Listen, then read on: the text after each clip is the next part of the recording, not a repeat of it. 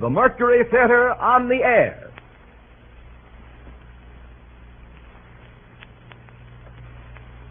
The Columbia Broadcasting System takes pleasure once again in bringing you Orson Welles and the Mercury Theatre on the air in the unique summer series which signalizes radio's first presentation of a complete theatrical producing company.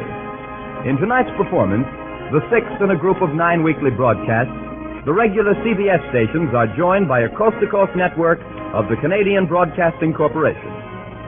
Here is Orson Welles himself, the director of the Mercury Theatre, star and producer of these programs, to tell you about tonight's play. Mr. Welles. Wherever you are in the world, an hour and a half from now, there will come to you through these same radio facilities the voice of the President of the United States. Until then, here is another president. His words, at least, which on Monday, August the 15th, 1938, are still entirely alive, and his person preserved in a fine and very famous play. His words we have collected for this broadcast from many sources, from letters and speeches, debates and proclamations, and from the written record of his own private conversation. They amount to a testament of his abiding faith in this, our land of the free. Much of it you will recognize, and much of it is as new as though this microphone were in the White House tonight.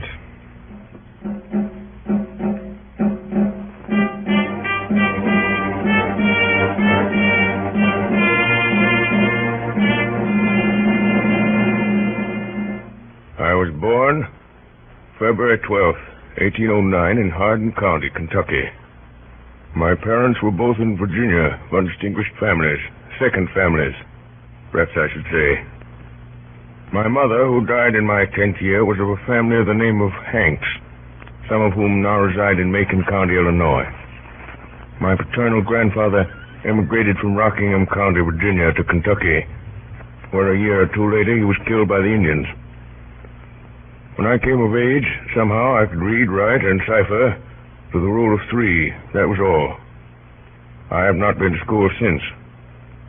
Little advance I now have upon this store of education I've picked up from time to time under the pressure of necessity. I was raised to farm work, which I continued till I was 22. 21, I came to New Salem, where I remained a year as a sort of clerk in a store. Then came the Black Hawk War, and I was elected a captain of the volunteers, a success which gave me more pleasure than any I've had since. From 1849 to 1854, I practiced law in Springfield. What I've done since then is pretty well known. If any personal description of me is thought desirable, it may be said I am in height 6 feet 4 inches, nearly and lean in flesh, weighing on an average 180 pounds, dark complexion with coarse black hair and gray eyes. No other marks or brands recollected. Yours truly, Abraham Lincoln.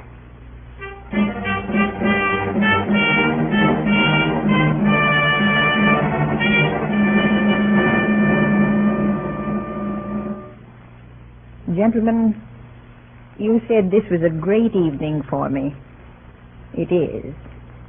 And I'll say more than I mostly do because it is. I'm likely to go into history now with a great man. For now I know better than any how great he is. I'm plain-looking, and I've a sharp tongue, and I've a mind that doesn't always go in his easy, high way. And that's what history will see, and it will laugh a little and say, "Poor Abe Lincoln." That's all right, but it's not all. I've always known when he should go forward and when he should hold back. I've watched and watched. There are women like that, lots of them. But I'm lucky. My work's going farther than Illinois. It's going farther than any of us can tell. I made things easy for him to think and sink when we were poor. And now his thinking has brought him to this. They wanted to make him governor of Oregon. And he would have gone and have come to nothing there. I stopped him. Now they're coming from Chicago, from the Republican convention there, to ask him to be president. And I've told him to go. It's a great place for a man to fill. You know, it's hard to believe.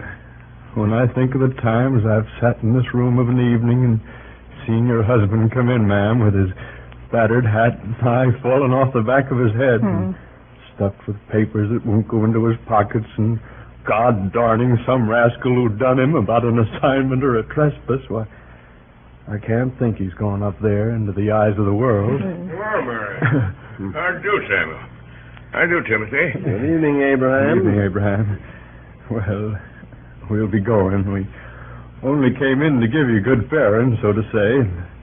Great word you've got to speak this evening.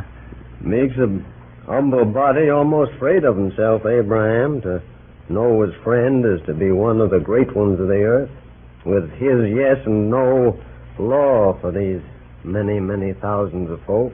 Makes a man humble to be chosen so, Samuel. So humble that no man but would say no to such bidding if he dare. To be president of this people, and trouble gathering everywhere in men's hearts. And it's a searching thing.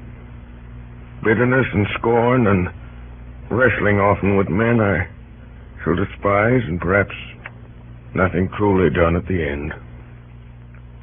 But I must go.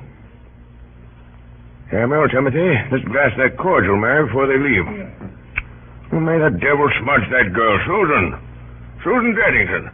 Where's that darnation cordial? It's all right, Abraham. I told the girl to keep it out. Oh, the cupboard's choked with papers. Here you are. Poor hospitality for whiskey-drinking rascals like yourselves, but the thought's good. Oh, don't mention it, Abraham. We wish you well, Abraham. Our compliments, ma'am. Samuel, I give you the United States of America and Abraham Lincoln. Thank you. Samuel, Timothy, I drink to the hope of honest friends. Mary, the friendship. I'll need that always, for I've a queer, anxious heart. Give you the United States of America. Well, good night, Abraham. Good night, ma'am. Good night. Night. Night, ma'am. Good night, Mr. Stone. Good night, Mr. Good night, Cutler. Samuel. Good night, Timothy. Thanks for coming. You'd better see them in here. 5 minutes to 7. You're sure about it, Mary? Yes. Aren't you? We mean to set bonds to slavery. The South will resist. They may try to break away from the Union. If the Union is set aside, America will crumble. Saving of it may mean blood. Who is to shape it all if you don't? There's nobody. I know it. Then go. Go. The gentlemen have come. I'll come to them. I'll send them in. Abraham, I believe in you. I know. I know.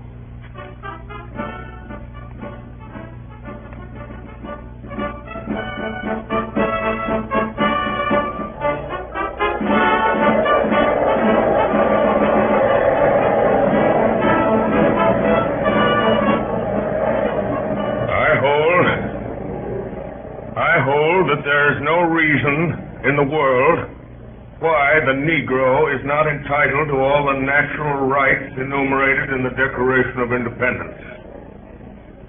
The right to life, liberty, and the pursuit of happiness. I hold that he is as much entitled to these as the white man, and the right to eat the bread without the leave of anybody else, which his own hand earns. He is my equal, and the equal of every living man.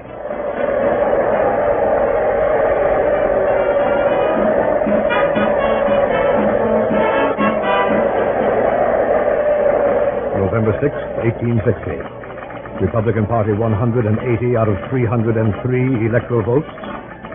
1,857,000 out of 4,645,000 popular votes. Lincoln elected president.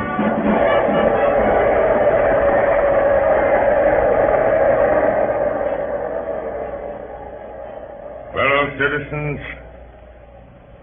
of the Senate and House of Representatives, this issue, the right of secession, embraces more than the fate of these United States. It presents to the whole family of man the question whether a constitutional republic or democracy, a government of the people, by the same people, can or cannot maintain its territorial integrity against its own domestic forces. It presents the question whether discontented individuals, too few in numbers to control administration, can always, upon the pretenses or arbitrarily without any pretense, break up their government and thus practically put an end to free government upon the earth. Is there, in all republics, this inherent and fatal weakness? Must the government of necessity be too strong for the liberties of its own people, or too weak to maintain its own existence?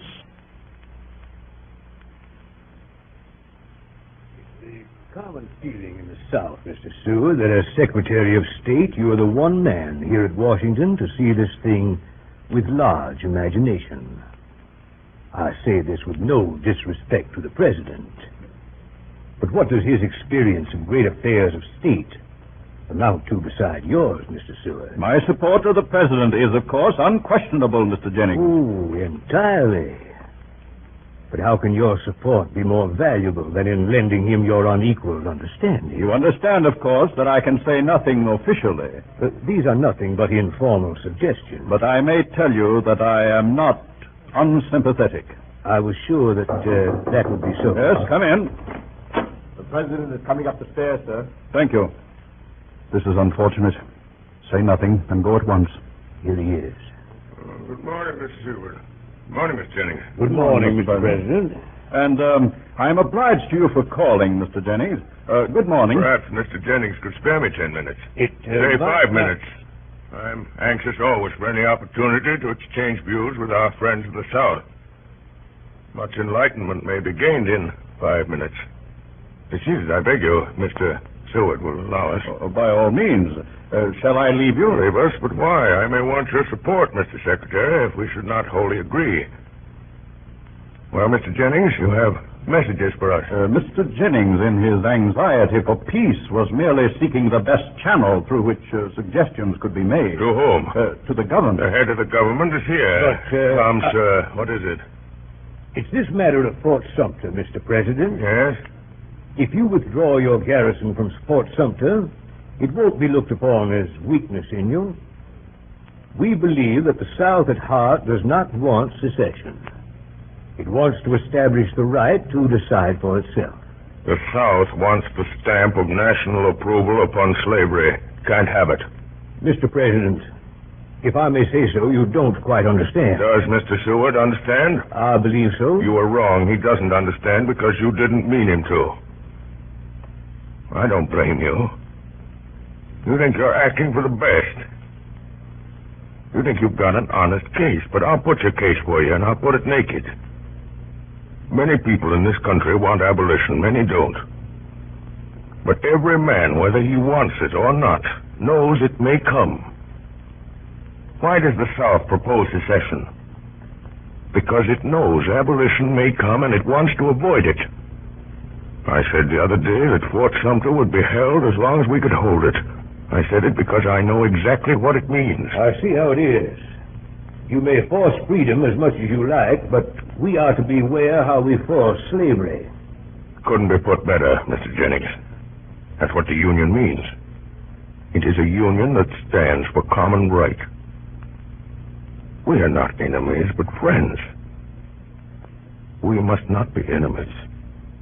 Though passion may have strained, do not allow it to break our bonds of affection. That is our answer. Tell them that. Will you tell them that? You are determined? I beg you to tell them. It shall be as you wish. Implore them to order your troops' return.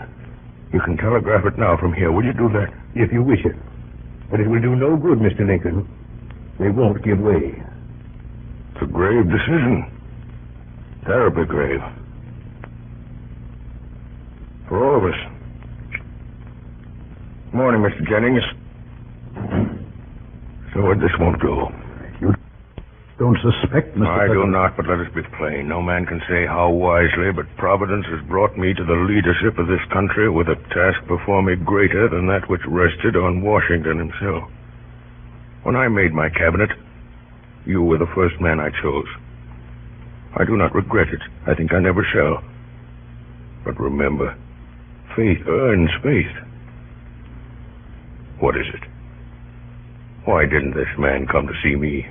He thought my word might bear more weight with you than his. Your word for what? Discretion about Fort Sumter. Discretion? It's devastating, this thought of civil war. It is. You think I'm less sensible of that than you. War should be impossible. But you can only make it impossible by destroying its causes. If we withdraw from Fort Sumter, we do nothing to destroy that cause. We can only destroy it by convincing the southern states that secession is a betrayal of their trust. Please, God, we may do so. Has there perhaps been some timidity in making all this clear to the country? Timidity? You were talking of discretion. I mean that perhaps our policy has not been sufficiently defined. And have you not concurred in all our decisions? Seward, you may think I'm simple, but I can see your mind working as plainly as you might see the innards of a clock. You can bring great gifts to this government with your zeal and your administrative experience and your love of men. Don't spoil it by thinking I've got a dull brain.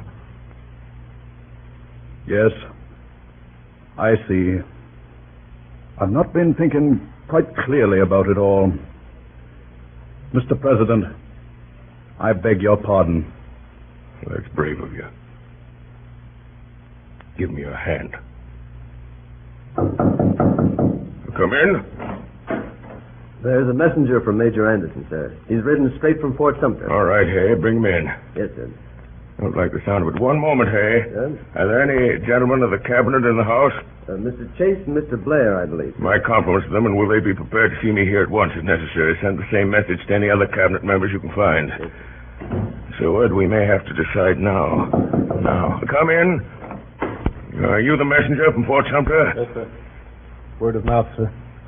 Well? Major Anderson presents his duty to the government. He can hold the fort 3 days more without provisions and reinforcements. Things very bad at the fort. The major says 3 days, sir. Most of us would have said 24 hours. I see. Thank you. Wait outside, please. Yes, sir. 3 days, Seward, 3 days. My God. My God, Seward, we need great courage, great faith. There is a tide in the affairs of men. Did you read Shakespeare, Seward? Shakespeare? No. The cabinet is here, sir. Mr. Chase, Mr. Hook, and Mr. Wells. Show them in. Yes, sir. Good day, Mr. President. Good morning, Mr. Wells, Mr. Hook. Good morning, gentlemen. Good morning, Mr. President. How do you do, Mr. Seward? Something urgent? Let us be seated. Gentlemen, we meet in a crisis, the most fateful perhaps that has ever faced any government in this country. Can be stated briefly. A message has just come from Anderson. He can hold Fort Sumter 3 days at most unless we send men and provisions. Mr. President, I consider that we should withdraw. Don't you see that to withdraw may postpone war, but that it will make it inevitable in the end? It is inevitable if we resist. I fear it will be so, but in that case we shall enter it with uncompromised principles.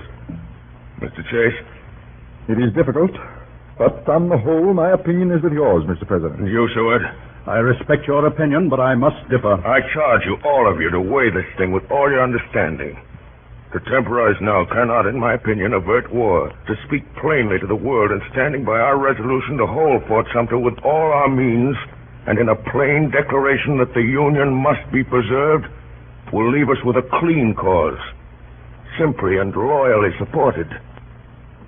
I tremble at the thought of war. But we have in our hands a sacred trust. It is threatened. Persuasion has failed, and I conceive it to be our duty to resist. To withhold supplies from Fort Sumter would be to deny that duty. Gentlemen, the matter is before you. For sending men and provisions to Fort Sumter, 3. For immediate withdrawal, 5. Gentlemen, I may have to take upon myself the responsibility of overriding your vote. It will be for me to satisfy Congress and public opinion. Should I receive any resignations? Thank you for your consideration. Will you send in that messenger? Yes, sir. You sent for me, Mr. President? I did. Can you ride back to Fort Sumter at once? Yes, sir. Tell Major Anderson that we cannot reinforce him immediately. We haven't the men. Yes, sir. Say that the first convoy of supplies will leave Washington this evening. Yes, sir. Thank you. Whereas the laws of the United States have been for some time past and now are opposed, and the execution thereof obstructed in the states of South Carolina, Georgia, Alabama, Florida, Mississippi, Louisiana, and Texas, by combinations too powerful to be suppressed by the ordinary course of judicial proceedings, or by the powers vested in the marshals by law. Now, therefore, I, Abraham Lincoln, President of the United States, in virtue of the power in me vested by the Constitution and the laws, have thought fit to call forth and do hereby call forth militia of the several states of the Union to the number of 75,000 in order to suppress said combinations and to cause the laws to be duly executed.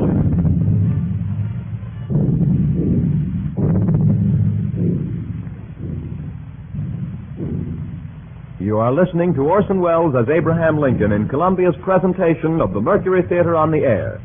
The broadcast is an adaptation of John Drinkwater's Abraham Lincoln with original Lincoln speeches. The drama will continue in just a moment. This is the Columbia Broadcasting System.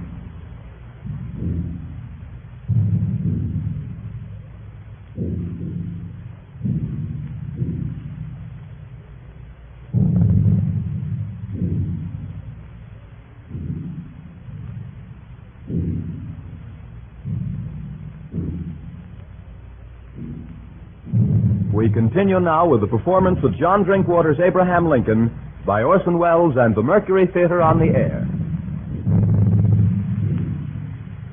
Fellow citizens of the Senate and the House of Representatives, the war continues, and it continues to develop. That the insurrection is largely, if not exclusively, a war upon the first principle of popular government, the rights of the people. It is not needed nor fitting here that a general argument should be made in favor of popular institutions, but there is one point to which I ask a brief attention. It is assumed that labor is available only in connection with capital, that nobody labors unless somebody else owning capital somehow by the use of it induces him to labor. This assumed, it is next considered whether it is best that capital shall hire laborers and thus induce them to work by their own consent, or buy them and drive them to it without their consent. Haven't proceeded that far. It is naturally concluded that all laborers are either hired laborers or what we call slaves. And further, it is assumed that whoever is once a hired laborer is fixed in that condition for life. Now, there is no such relation between capital and labor as assumed. Nor is there any such thing as a free man being fixed for life in the condition of a hired laborer. Both these assumptions are false, and all inferences from them are groundless. Labor is prior to and independent of capital. Capital is only the fruit of labor, and could never have existed if labor had not first existed. No men living are more worthy to be trusted than these who toil up from poverty. Let them beware of surrendering a political power which they already possess, and which, if surrendered, will surely be used to close the door of advancement against such as they, and to fix new disabilities and burdens upon them, till all of liberty shall be lost. Good morning, gentlemen. I've just had my summons. Is there some special news? Yes, McClellan has defeated Lee at Antietam. It's our greatest success. They ought not to recover from it. The tide is turning. Have you seen the president, Mrs. Stanton? I've just been with him. Well, what does he say? He only said at last. He's coming directly. He'll bring up his proclamation again. In my opinion, it's inopportune. I thought we had learned by now that the president is the best man among us. There's a good deal of feeling against him everywhere, I find. He is the one man with character enough for this business. There are other opinions. Yes, but not here, surely, Mr. Hook. It's not for me to say, but there are some who would have acted differently. And you may depend upon it that they would not have acted so wisely, Mr. Hook. I don't altogether agree with the president, but he's the only man I should agree with at all. No. Is Lee's army broken? Not yet, but it is in grave danger. Why doesn't the president come? I think this news was nothing. I must say I'm anxious to know what he has to say about it all. I shall oppose it if it comes up. He may say nothing about it. I think he will. Gentlemen, the president. Good morning, gentlemen. Good morning, Mr. President. Good morning. Great news we hear. If we leave things with the army now to take that course, why, we ought to see through our difficulties. An exciting morning, gentlemen. I feel rather excited myself. I find my mind not at its best in excitement. Will you allow me to read you something? It's not long, and it may compose us all. It is Artemus Ward's latest. High-handed outrage at Utica. In the fall of 1856, I showed my show in Utica, a truly great city in the state of New York. People gave me a cordial reception. The press was loud in her praises. One day I was given a description of my beasts and snakes in my usual flowery style, when what was my consternation, and so in my cage containing my wax figures of the Lord's Last Supper, I says, but up comes a fella and seized Judas Iscariot by the feet and dragged him out on the ground. He then commenced for to pound him as hard as he could. What under the sun are you about? Cried I. Says he, what did you bring this pusillanimous cuss here for? And he hit the wax figure another tremendous blow on the head. Says I, you egregious ass, that is a wax figure, representation of the false apostle. Says he, that's all very well for you to say, but I tell you, old man, that Judas Iscariot can't show himself in Utica with importunity by a downside, with which observation he caved in Judas's head. Young man belonged to one of the first families in Utica. I sued him, and the jury brought in a verdict of arson in the third degree. Gentlemen, I'd give up office if I could write like that. May we now consider affairs of state? Yes, we may. Mr. Hook says, yes, we may. Thank you. Oh, no, thank Mr. Hook. McClellan is in pursuit of Lee, I suppose. You suppose a good deal, but for the first time, McClellan has the chance of being in pursuit of Lee, and that's the first sign of their end. If McClellan doesn't take his chance, we'll move Grant down to the job. Grant drinks. Well, then tell me the name of his brand. I'll send him some barrels. He wins victories. Is there any other business? There is. Some weeks ago, I showed you a draft I made, proclaiming freedom for all slaves. You thought then it was not the time to issue it. I agreed. I think now the moment has come. I will read it. Here it is again. It is proclaimed that on the first day of January, in the year of our Lord, 1863, all persons held as slaves within any state, the people whereof shall then be in rebellion against the United States, shall be then, henceforward, and forever free. I must oppose the issue of such a proclamation at this moment in the most unqualified terms. I do not quite understand, Mr. President, why you think this the precise moment. Believe me, gentlemen, I have considered this matter with all the earnestness and understanding of which I am capable. But when the New York Tribune urged you to come forward with a clear declaration 6 months ago, you rebuked them. Because I thought the occasion not the right one. My duty, it has seemed to me, has been to be loyal to a principle and not to betray it by expressing in action at the wrong time. That is why I conceive statesmanship. For long now, I've had two fixed resolves: to preserve the Union and to abolish slavery. How to preserve the Union, I was always clear. And more than 2 years of bitterness have not dulled my vision. We have fought for the Union, and we are now winning for the Union. With that victory and a vindicated Union will come abolition. I made the promise to myself and to my Maker. The rebel army is now driven out, and I'm going to fulfill that promise. I do not wish your advice about the main matter, but that I've determined for myself. This is, I say, without intending anything but respect for any one of you. But I beg you to stand with me in this thing. Well, in my opinion, it's altogether too impetuous. One other observation I will make. I know very well that others might in this matter, as in others, do better than I can.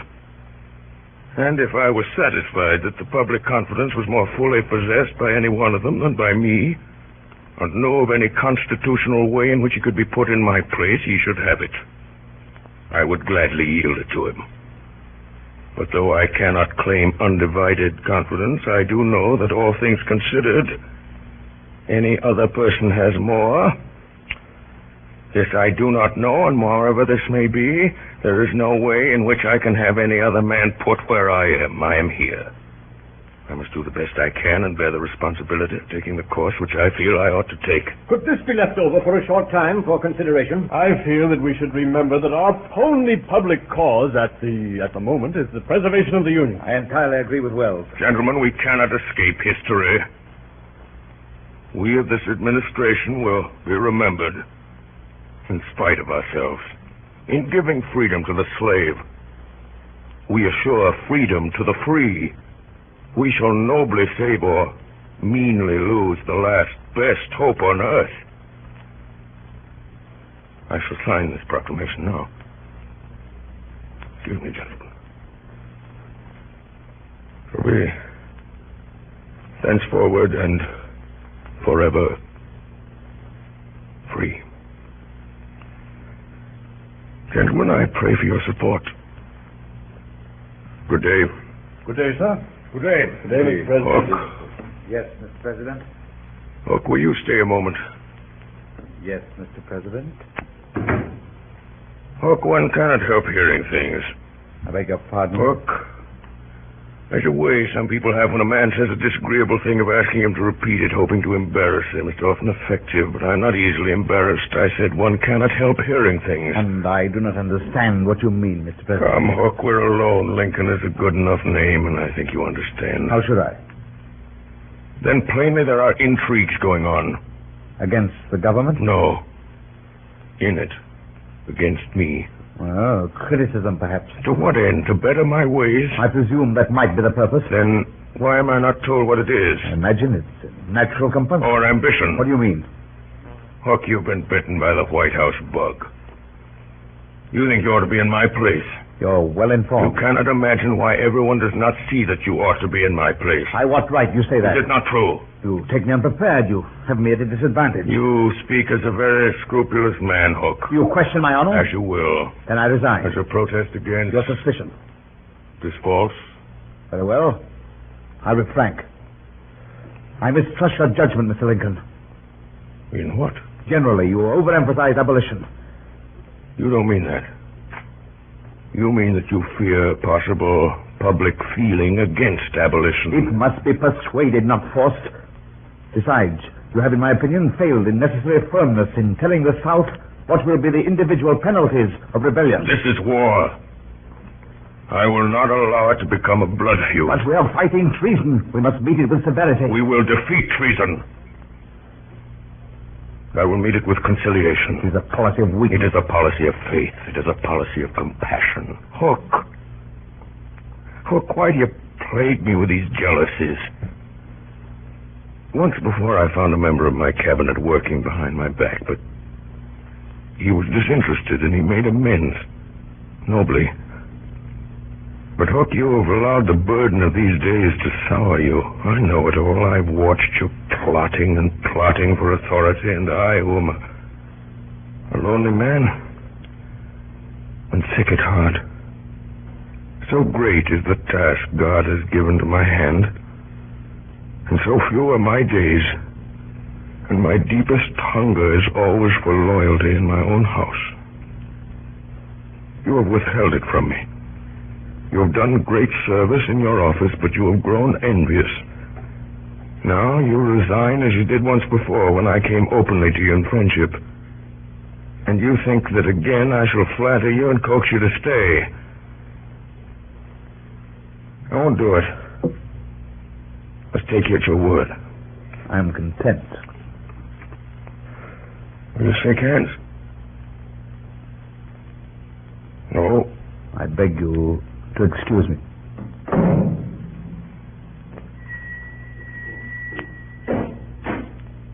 Yes, Mr. President? Mr. Hay. Yes, sir? Mr. Hay, I'm rather tired today. Read to me a little. I certainly, sir. The Tempest. You know the passage. Our revels now are ended. These, our actors, as I foretold you, were all spirits, and are melted into air, into thin air.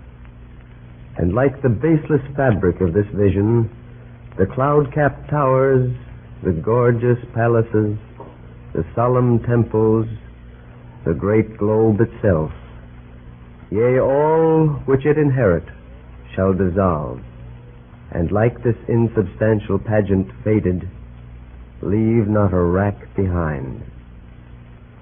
We are such stuff as dreams are made on, and our little life is rounded with a sleep. We are such stuff as dreams are made on, and our little life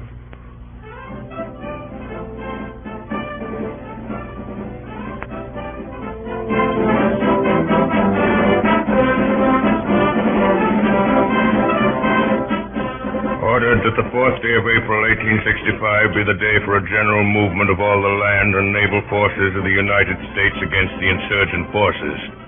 That especially the Army of the Potomac, the Army of Western Virginia, the Army near Munfordville, Kentucky, the Army and flotilla at Cairo, and a naval force in the Gulf of Mexico be ready to move on that day.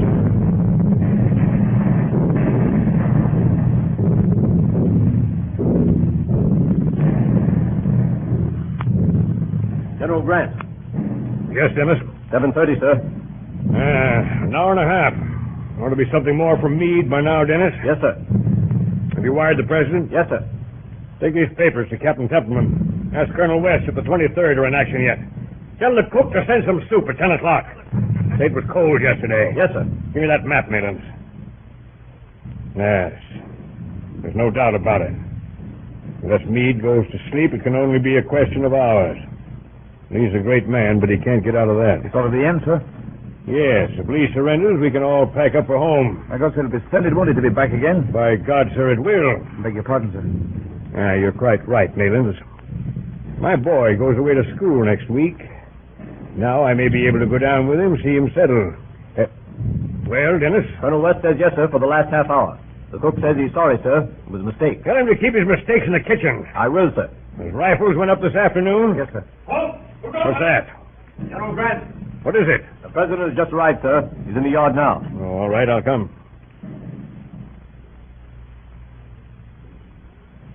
General Grant? Wasn't expecting you, sir. No, I couldn't keep away. How's it going? Meade sent word an hour and a half ago that Lee was surrounded all but 2 miles, which was closing in. And ought about settle it, eh? Unless anything goes wrong in those 2 miles, sir. I'm expecting a further report from Meade every minute. Would there be more fighting? It'll probably mean fighting through the night, more or less. But Lee must realize it's hopeless by the morning. Dispatch, sir. Yes. General Meade, sir. Thank you. You needn't wait. Yes, they've closed the ring. Meade gives them 10 hours. Timed at 8. That's 6 o'clock in the morning. We must be merciful. Bob Lee's been a gallant fellow. Perhaps you'll look through this list, sir. I hope it's the last we shall have. It's a horrible part of the business, Grant. Any shootings? 1. Damn it, Grant, why can't you do without it? Oh, no. No, of course not. Who is it? William Scott says it's rather a hard case. And what is it? He's just on a heavy march, sir, and volunteered for double guard duty to relieve a sick friend. He was found asleep at his post. I was anxious to spare him, but it couldn't be done. It was a critical place at a gravely critical time. When is it to be? Tomorrow at daybreak, sir. I don't see that it'll do him any good to be shot. Where is he? In the barn, I believe, sir. Thanks. Think I'll go see him. I go with you, sir? No, thank you.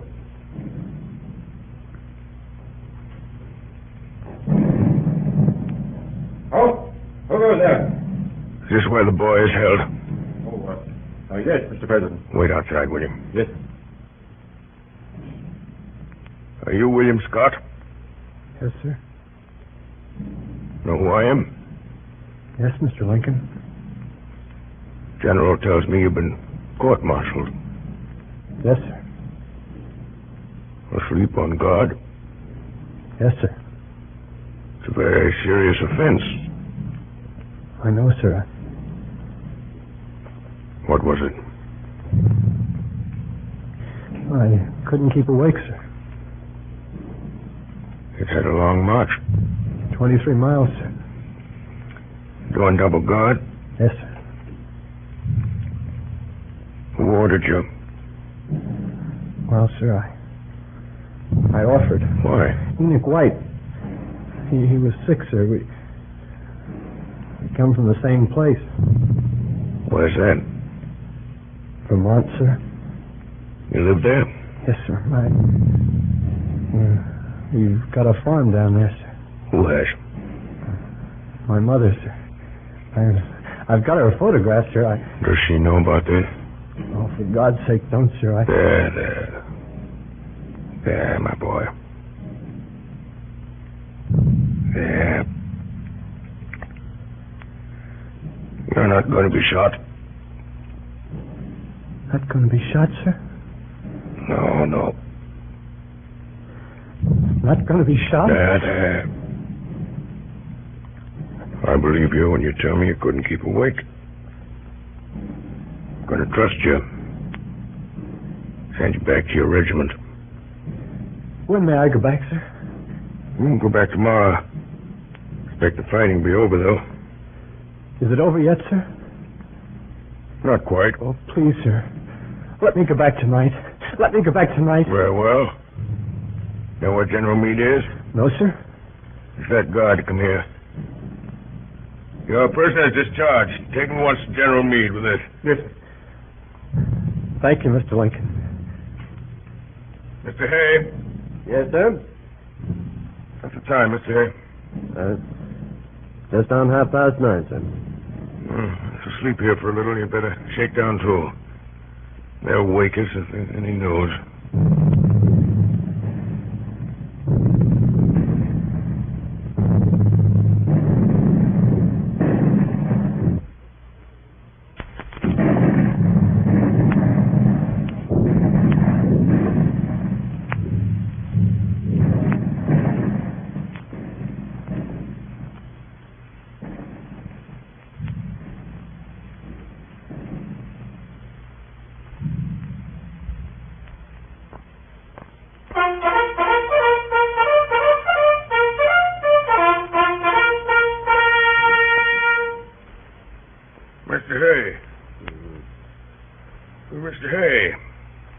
Hello.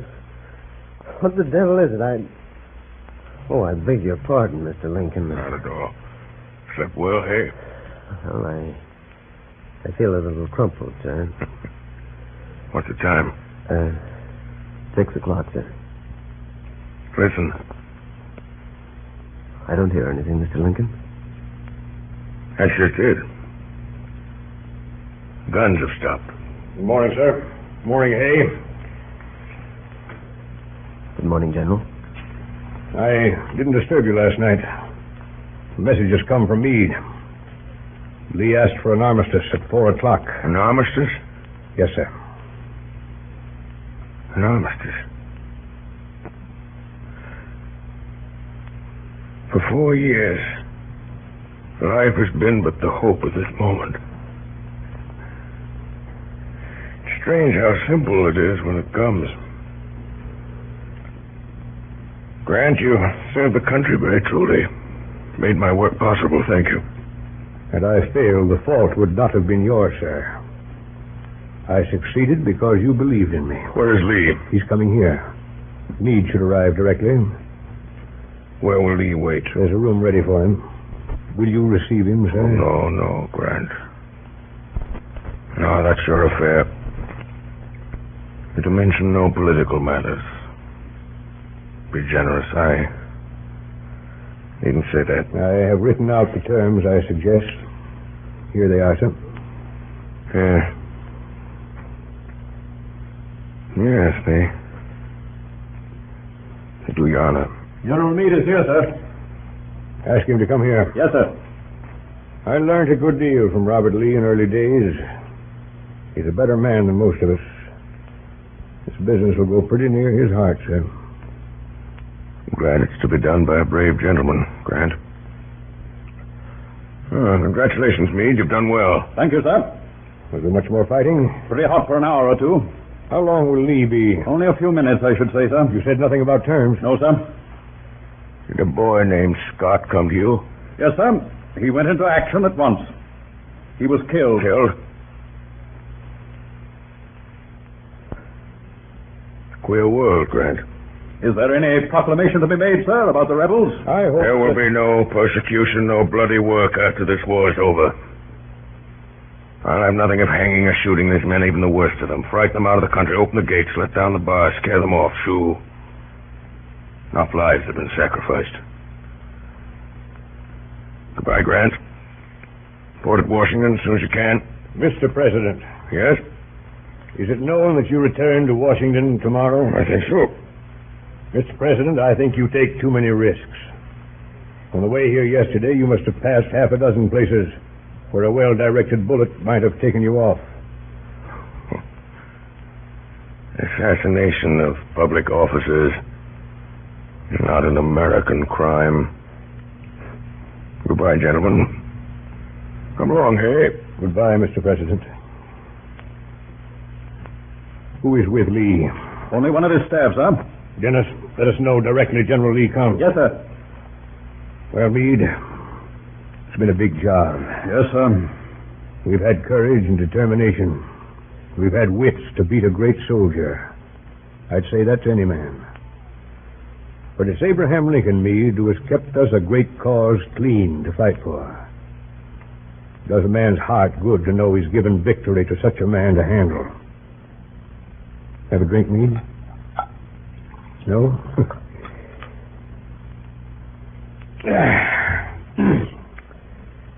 You know, Meade, there were fools who wanted me to oppose Lincoln for the presidency.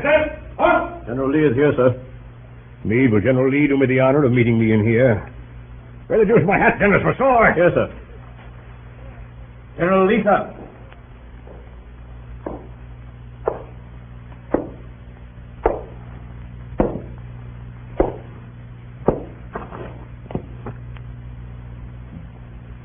Sir, you have given me occasion to be proud of my opponent. I have not spared my strength.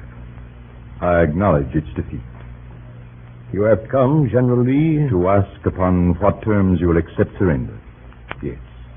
They are simple. I hope you will not find them ungenerous.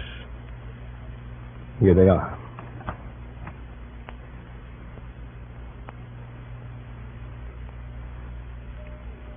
You are magnanimous, sir. May I make one submission? It would be a privilege if I could consider it. You allow our officers to keep their horses, General Grant. That is gracious. Our cavalry troopers' horses also are their own. I understand. They'll be needed on the farms. It shall be done. I thank you. I accept your terms.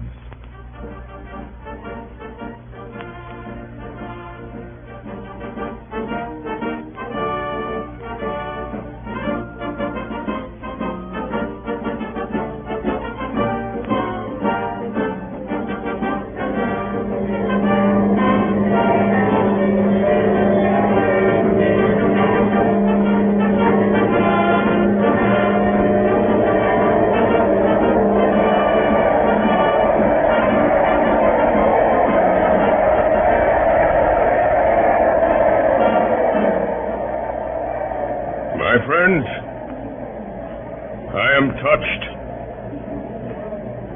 deeply touched, by this mark of your goodwill. After 4 dark and difficult years, we have achieved the great purpose for which we set out. I have but little to say at this moment. I claim not to have controlled events, but confess plainly that events have controlled me. But as events have come before me, I have seen them always with one faith. We have preserved the American Union. We have abolished a great wrong. The task of reconciliation, of setting order where there is now confusion, of bringing about a settlement at once just and merciful, and of directing the life of a reunited country into prosperous channels of goodwill and generosity, will demand all our wisdom, all our loyalty. It is the proudest hope of my life that I may be of some service in this work. With malice toward none, with charity for all, with firmness in the right, as God gives us to see the right, let us strive on to finish the work we are in, to bind up the nation's wounds, to care for him who shall have borne the battle, and for his widow and his orphan, to do all which may achieve and cherish a just and lasting peace among ourselves and with all nations.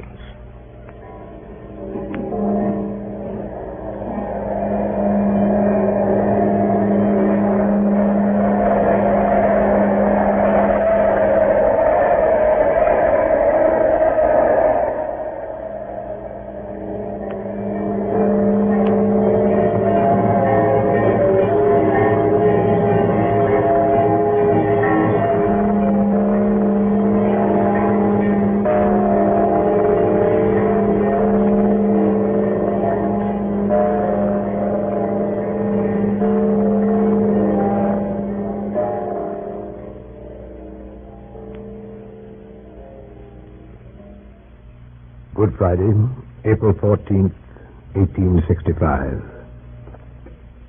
In the morning, there was a cabinet meeting at the White House. Lincoln was in a happy mood. He told Grant and the cabinet of a dream he had dreamed, which had come to him several times before.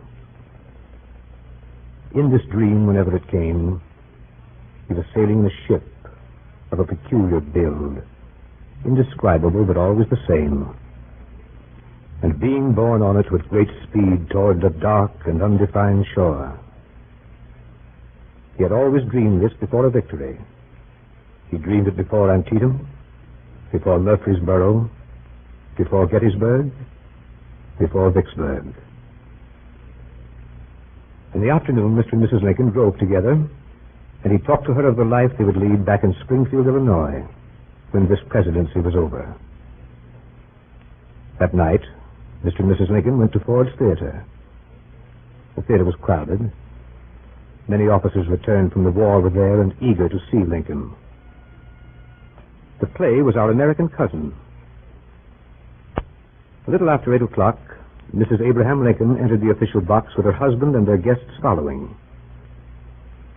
Sometime after 10 o'clock, at a point in the play which no person present could afterwards remember, a shot was heard in the theater, and Abraham Lincoln fell forward upon the front of the box, unconscious and dying.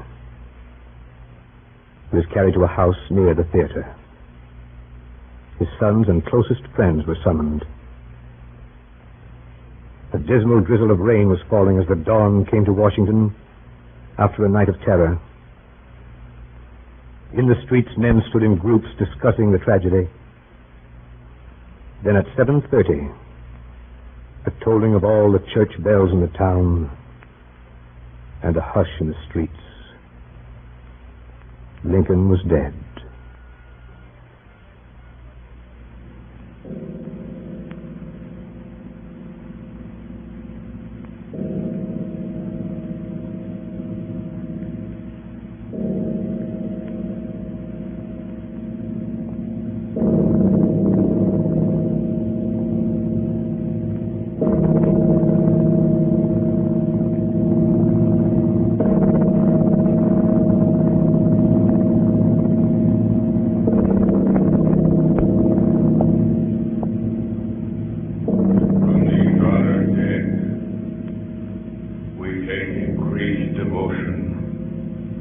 That cause for which they gave the last full measure of devotion, that we here highly resolve that these dead shall not have died in vain, that this nation under God shall have a new birth of freedom, and that government of the people, by the people, for the people, shall not perish from the earth.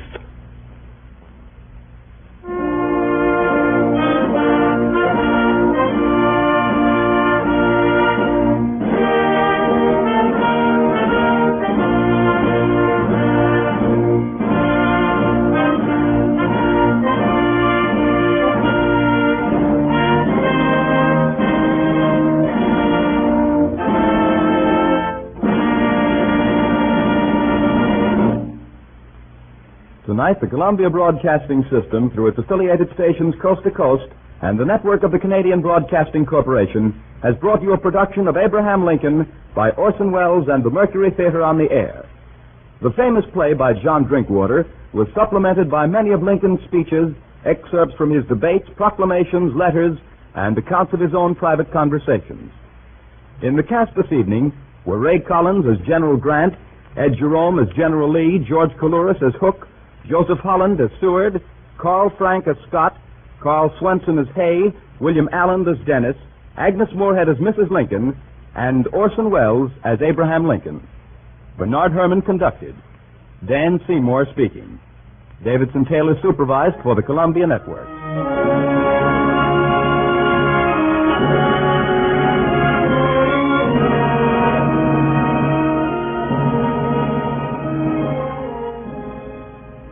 Next week at this same time, Orson Welles and the Mercury Theatre on the Air will bring you Schnitzler's Viennese romance, The Affairs of Anatole. This is the Columbia Broadcasting System.